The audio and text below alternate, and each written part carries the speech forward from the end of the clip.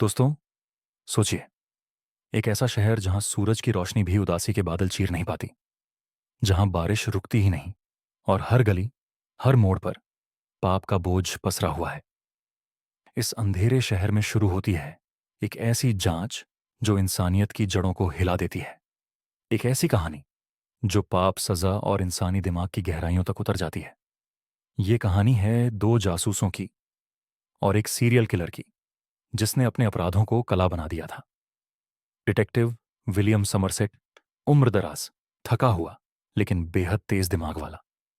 वह रिटायरमेंट के बिल्कुल करीब है।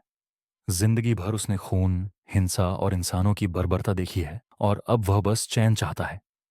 लेकिन किस्मत उसे एक आखिरी केस थमा देती है और उसी केस में उसके साथ आता है डिटेक्टिव डेविड मिल्स, एक नया, जोशीला और जज्बाती जासूस जो हाल ही में अपनी पत्नी ट्रेसी के साथ इस शहर में रहने आया है।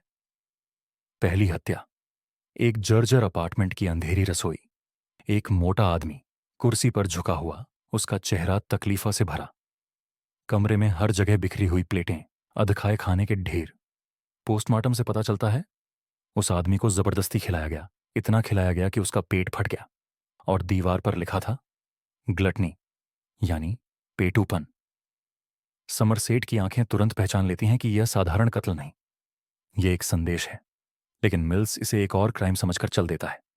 दोनों के बीच सोच का टकराव साफ नजर आता है, लेकिन जल्द ही होता है दूसरा कत्ल। एक अमीर वकील अपने आलीशान दफ्तर में खून से लथपथ, उसका शरीर गहरे कटों से भरा। वहां लिखा था, ग्रीड यानी लालच। अब तस्वीर साफ होने लगी थी। कोई है जो एक एक करके 7 घोर पापों की सजा दे रहा है। समरसेट अब केस छोड़ नहीं सकता। वह लाइब्रेरी जाता है, मोटी मोटी किताबें पढ़ता है, 7 पापों पर रिसर्च करता है। वहीं मिल्स अपने गुस्से और अधीरता से काम करता है। फिर आता है तीसरा पाप, स्लॉथ, यानी आलस्य। एक जर्जर कमरे में बिस्तर पर पड़ा हुआ लगभग हड्डियों का ढांचा। यह आदमी जिंदा था, लेकिन सालों से जंजीरों में कैद। कातिल ने उसे पूरे 1 साल तक सजा दी थी। जब पुलिस वाले उसके सामने पहुंचे और उसने अचानक सांस ली, सबकी रूह कांप गई। अब सबको यकीन हो गया, यह खेल किसी साधारण कातिल का नहीं, ये किसी ऐसे आदमी का काम है जो खुद को ईश्वर का संदेशवाहक मानता है। चौथा पाप, लस्ट। एक आदमी को मजबूर किया गया कि वह एक औरत की हत्या करे, वह भी एक भयानक हथियार के साथ। जब उसने पुलिस को सब बताया, उसकी आंखों में डर और पागलपन साफ झलक रहा था। पांचवां पाप, प्राइड। एक खूबसूरत मॉडल, उसके चेहरे को इतना बिगाड़ा गया कि उसे जिंदगी और मौत में से चुनाव करना पड़ा। आईने के सामने उसने अपना चेहरा देखा और मौत चुन ली। शहर अब डर और अराजकता से भर चुका था। हर इंसान सोच रहा था, अगला कौन होगा। और फिर अचानक एक दिन पुलिस स्टेशन में खुद कातिल आ जाता है। उसका नाम जॉन डो। खून से सना हुआ, लेकिन चेहरे पर शांति। वह कहता है, 2 पाप बाकी हैं और वे पूरे होंगे। मिल्स और समरसेट उसे लेकर वीराने रेगिस्तान में निकलते हैं।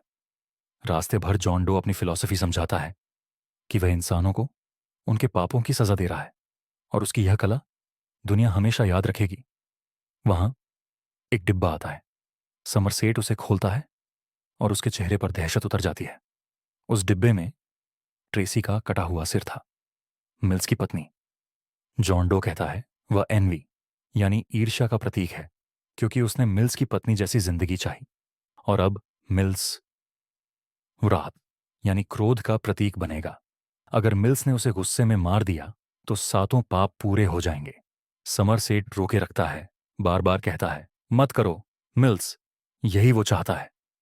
लेकिन मिल्स अपने गुस्से और दुख को काबू नहीं कर पाता और वह गोली चला देता है। जॉन डो गिर पड़ता है और इस तरह 7 पाप पूरे हो जाते हैं। अंत में जॉन डो जीत गया या हारा, यह सवाल हमेशा हवा में लटका रह जाता है। लेकिन सच इतना है कि इंसानियत कहीं ना कहीं हार चुकी थी। दोस्तों, ऐसी 7 हमें यह सिखाती है कि कभी कभी सबसे बड़े राक्षस बाहर नहीं, बल्कि हमारे अंदर छिपे होते हैं। और यही इस कहानी का सबसे डरावना सच है। अगर आपको यह रहस्यमयी कहानी पसंद आई हो तो कृपया इस चैनल को सब्सक्राइब करें, ताकि आप और भी रहस्यमयी वीडियो देख सकें।